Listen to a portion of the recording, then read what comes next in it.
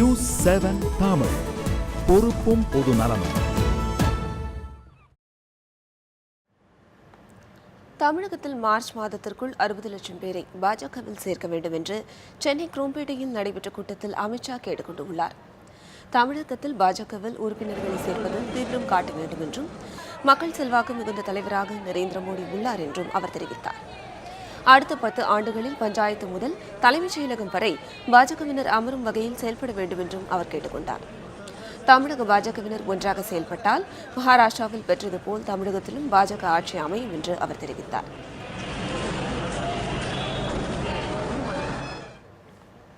தமிழகத்தில் பாஜக ஆட்சியை பிடிக்க வாய்ப்பே இல்லை என்று தமிழக அரசியல் பிரமுகர்கள் கருத்து தெரிவித்துள்ளனர்.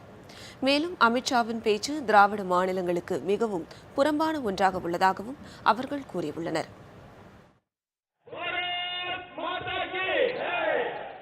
பாஜகவின் தேசிய தலைவர் அமித்ஷா சென்னையில் உள்ள மறைமலை நகரில் நடந்த மாநாட்டில் பங்கேற்று பேசினார். தமிழகத்தில் ஆட்சியை பிடிப்பது பாஜகவின் முக்கிய நோக்கம் என்றார். एक बार आप 60 लाख मेंबर बनाइए, एक कभी डीएमके, कभी एआईडीएमके, कभी डीएमके, कभी एआईडीएमके खत्म हो जाएगा. लंबे समय तक यहाँ भारतीय जनता पार्टी का शासन होगा. உங்களுக்கு நான் ஒரு உறுதியளிக்க விரும்புகிறேன்.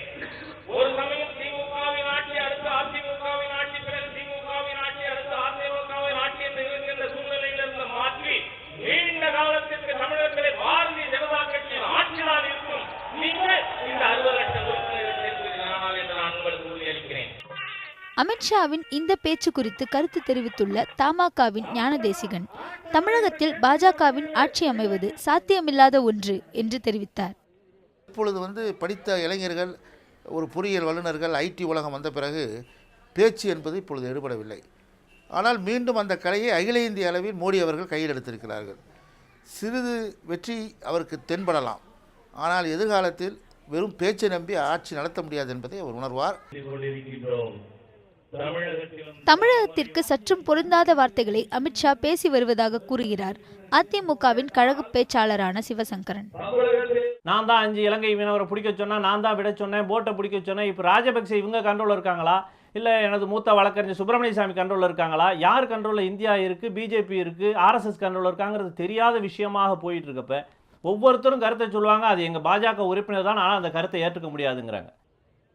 பாஜகவில் உள்ள முக்கிய பிரமுகர்கள் தலைமையின் பேச்சிற்கு முரணான கருத்துக்களை கூறுவது அந்த கட்சியின் நிலையற்ற தன்மையை காட்டுவதாகவும் இவர்கள் குற்றம் சாட்டியுள்ளனர்.